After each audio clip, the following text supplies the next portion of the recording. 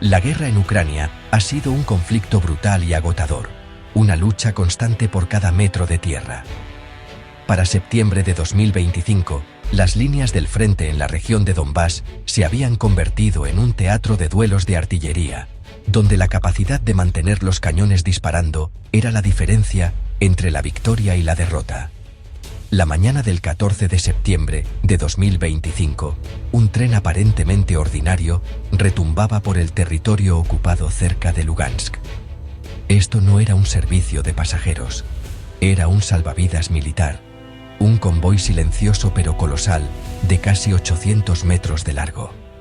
Sus 40 vagones cisterna estaban llenos hasta el borde, con más de 12 millones de litros de diésel y combustible de aviación, el alma misma necesaria para impulsar la implacable maquinaria de guerra rusa en el este.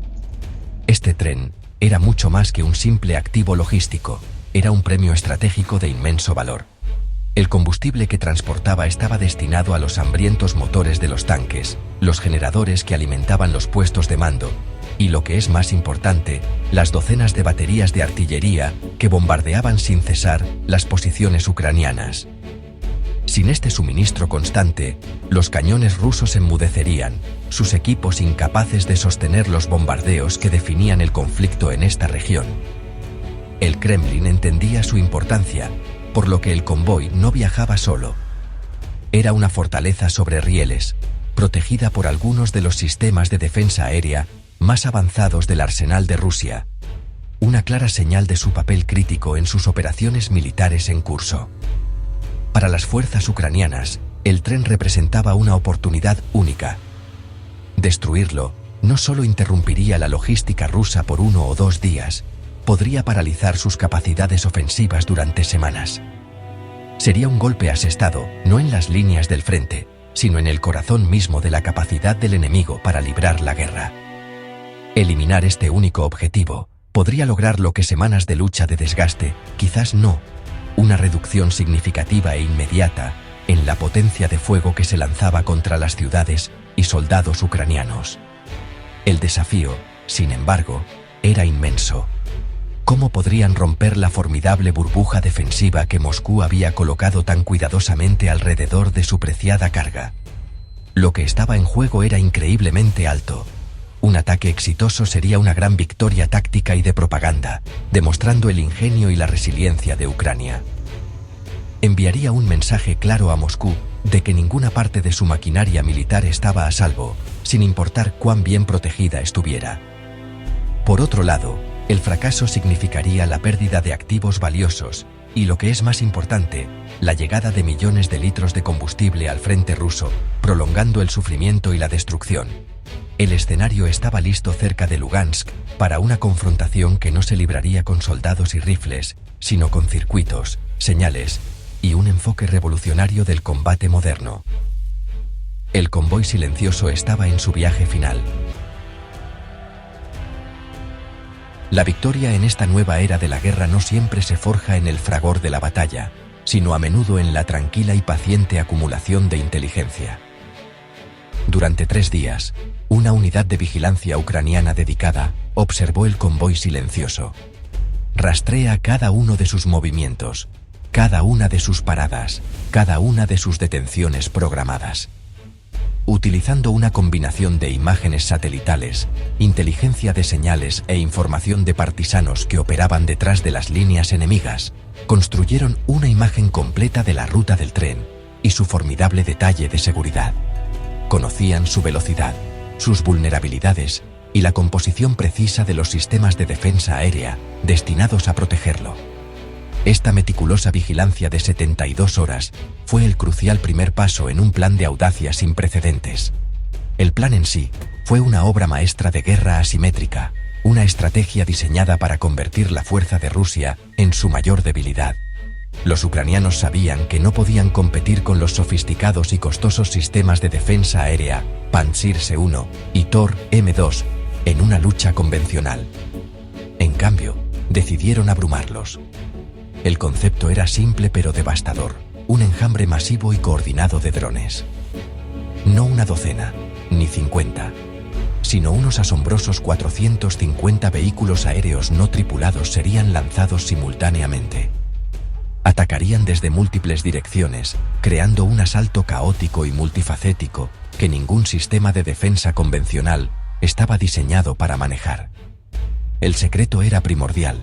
Toda la operación fue planeada en las sombras, lejos de los ojos curiosos de la inteligencia rusa.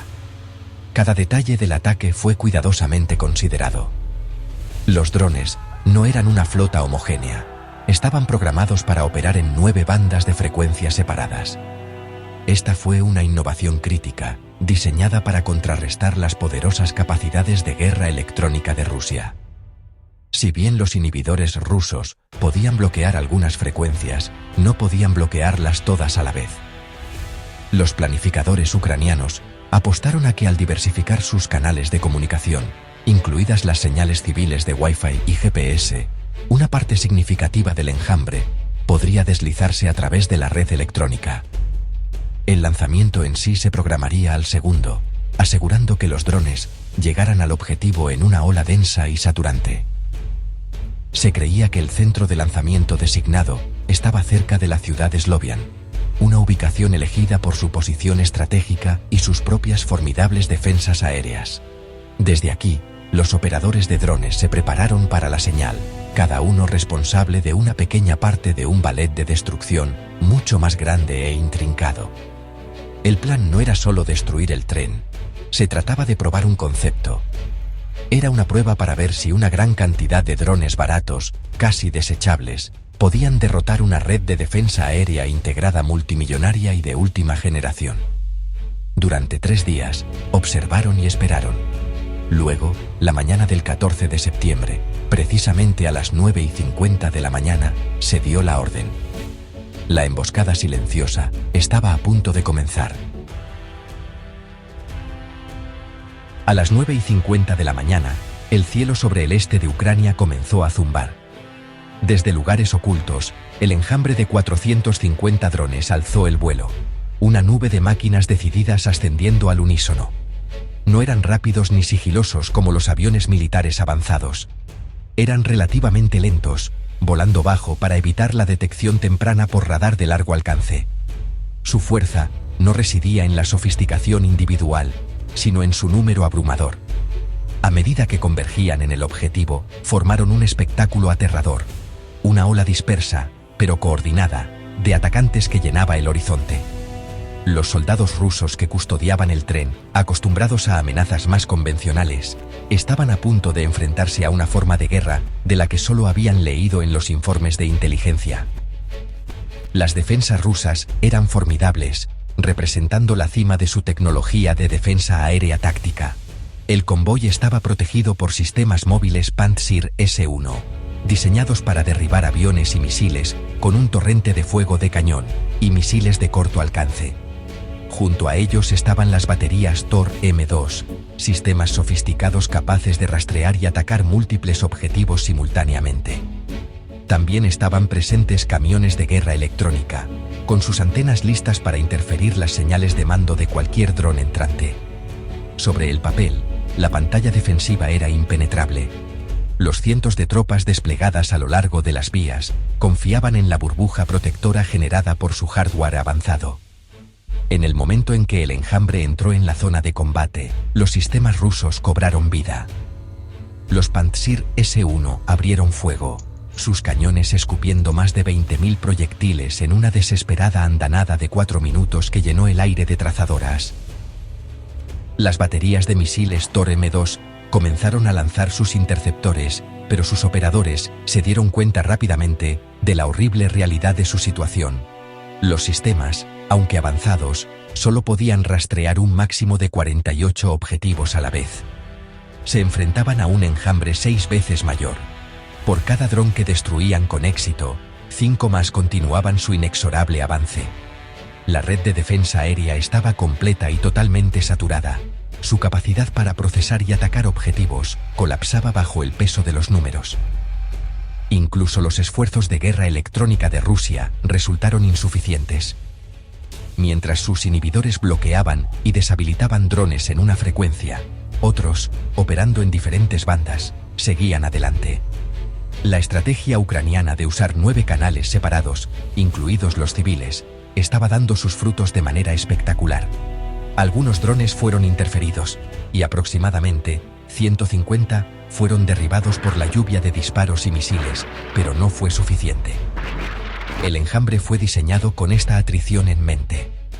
Solo necesitaba una fracción de su fuerza total para alcanzar el objetivo. A las 9:57 de la mañana, solo 7 minutos después del lanzamiento, la primera ola de drones supervivientes comenzó su descenso final. El escudo impenetrable había sido roto. Exactamente a las 9:57 de la mañana, el primero de 27 drones impactó en su objetivo. No lo hicieron al azar. Estaban programados para impactar los vagones cisterna en una secuencia coordinada, diseñada para crear una reacción en cadena catastrófica. Los impactos iniciales fueron casi simultáneos, desgarrando la delgada piel metálica de los vagones de combustible. Durante una fracción de segundo, hubo una serie de destellos brillantes, y luego el mundo estalló. Los 12 millones de litros de combustible altamente volátil se encendieron en una única y cataclísmica explosión. Una monstruosa bola de fuego, una columna de naranja y negro incandescentes, se elevó 120 metros hacia el cielo matutino, un horrible testimonio de la energía liberada. Las temperaturas dentro del infierno superaron los 700 grados Celsius, vaporizando instantáneamente cualquier cosa cercana. 6 de los enormes vagones cisterna fueron destruidos en la explosión inicial, cuya fuerza fue suficiente para descarrilar todo el tren de 2.500 toneladas, retorciendo las vías de acero y arrojando los vagones como juguetes.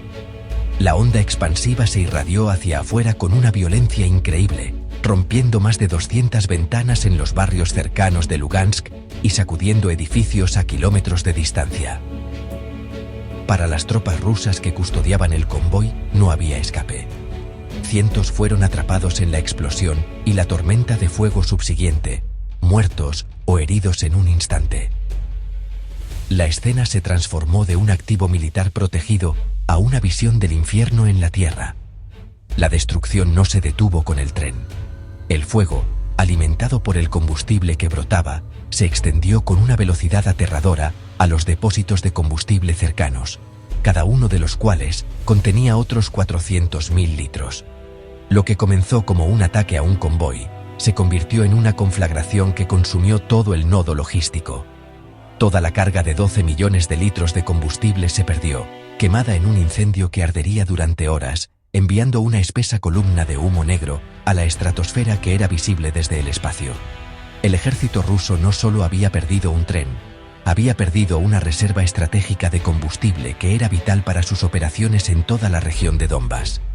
Las consecuencias inmediatas fueron de caos y devastación.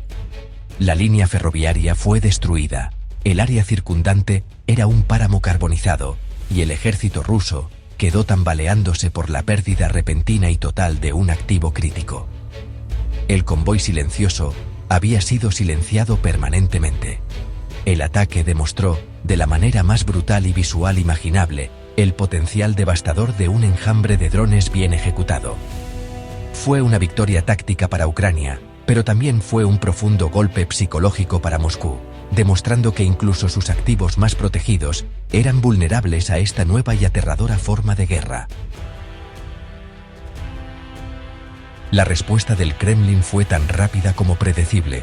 Un ataque de esta magnitud, una humillación pública de su destreza militar, no podía quedar sin respuesta. Menos de 20 minutos después de la explosión, a las 10:15 de la mañana, Rusia desató una furiosa andanada de fuego de represalia. Desde los sitios de lanzamiento en Roeni y de Balsep, se dio la orden de castigar el presunto origen del ataque. Una ola masiva de municiones se lanzó hacia el cielo, dirigida a la ciudad de Slovian. La salva fue inmensa: 48 potentes cohetes, BM-30, Smerch, 12 misiles balísticos, Iskander-M, que transportaban ojivas pesadas de 226 a 318 kilogramos, y más de 200 cohetes Grad, fueron disparados en una demostración de fuerza abrumadora. La intención de Moscú era clara: infligir daños devastadores en Slovian, aterrorizar a su población y destruir los centros de mando y control que creían responsables del enjambre de drones. Esto no fue un ataque de precisión, fue un acto de venganza punitiva, un instrumento contundente de rabia diseñado para demostrar que Rusia aún podía infligir un dolor inmenso. El volumen de proyectiles lanzados tenía como objetivo saturar cualquier defensa aérea, asegurando que un número significativo lograría pasar y causar estragos en la ciudad. Para los residentes de Sloviansk, el ulular de las sirenas antiaéreas señaló el aterrador acercamiento de esta tormenta de acero. Sin embargo, el ejército ucraniano había anticipado esta reacción. Así como habían planeado meticulosamente el ataque, también se habían preparado para el inevitable contraataque. Los cielos sobre Sloviansk no estaban indefensos. Estaban protegidos por una red de defensa aérea integrada y en capas, que incluía sistemas Patriot PAC-3 y NASAMS suministrados por Estados Unidos. Estas plataformas avanzadas fueron diseñadas específicamente para contrarrestar las amenazas exactas que ahora se dirigían hacia ellos. A medida que los proyectiles rusos aparecían en sus pantallas de radar, los operadores ucranianos comenzaron con calma la compleja tarea de rastrear y apuntar a las 260 amenazas entrantes separadas. En cuestión de minutos, el cielo se convirtió en un campo de batalla. Los comandantes ucranianos lanzaron 82 misiles Patriot y 64 interceptores NASAMS o AMRAAM. Cada lanzamiento fue un movimiento defensivo calculado, priorizando las amenazas más peligrosas, como los misiles balísticos Iskander. El aire sobre Sloviansk se llenó de los rastros flamígeros de los interceptores que ascendían para encontrarse con sus objetivos, lo que resultó en una serie de destellos brillantes a medida que la mayoría de los cohetes y misiles rusos entrantes eran destruidos en el aire. Mientras los sistemas HIMARS ucranianos lanzaban simultáneamente su propia andanada contra los sitios de lanzamiento rusos, el escudo defensivo sobre la ciudad se mantuvo firme. La furiosa venganza de Moscú había sido en gran medida frustrada por el escudo tecnológico de Kiev. La batalla del convoy silencioso ilustró de manera contundente un cambio monumental en la economía de la guerra moderna. El ataque fue un caso de estudio de imposición de costos asimétricos. Muchos de los 450 drones ucranianos utilizados en el enjambre eran máquinas simples, producidas en masa, que costaban tan solo $1.000 a $3.000 cada una. Eran baratos, prescindibles y efectivos en grandes cantidades. En marcado contraste, los sistemas defensivos rusos dependían de misiles interceptores altamente sofisticados, cada uno con un costo de alrededor de $20.000. Esa mañana de septiembre, Rusia gastó más de $40 millones en municiones en un intento fallido de defender un solo tren, disparando misiles caros a drones baratos. Esta asombrosa disparidad de costos revela una vulnerabilidad fundamental en las doctrinas militares tradicionales. Durante décadas, el poder militar se midió por la sofisticación y el costo de los sistemas de armas de una nación, cazas avanzados, complejas baterías de misiles y poderosos buques de guerra. El ataque del 14 de septiembre de 2025 demostró que un enjambre de dispositivos de bajo costo, inteligentes y en red, puede derrotar estos sistemas caros y de alta tecnología. Demostró que la cantidad, cuando es guiada por una estrategia inteligente, tiene una calidad propia. Un ejército puede ir a la quiebra tratando de defenderse de un enemigo que puede permitirse lanzar 1000 amenazas por el precio de un solo misil defensivo.